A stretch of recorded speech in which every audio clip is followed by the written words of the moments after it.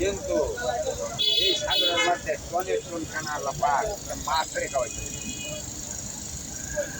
কিন্তু আল্লাহর একদিনও বাকি করে না। হাজার হাজার পাখি সকালবেলা বনাহারে যায়, বিকালবেলা ফের ধরে খাই, তাদের একদিন খাচ্ছি খালি খায়, এখানে আছে তাও খায়।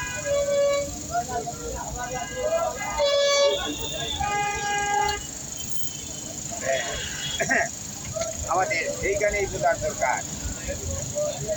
আমরা কিন্তু অগ্রসর হচ্ছি, ওই বাকি মাছের মূল্য কি আমাদের আছে কিনা, আমাদের পেরেশানি এত কেন, আমরা অপরাধ চাই এবং কি আমরা চায়া আল্লাহ পাকের কাছ থেকে জ্ঞান যুক্তিটাই সকল মানুষ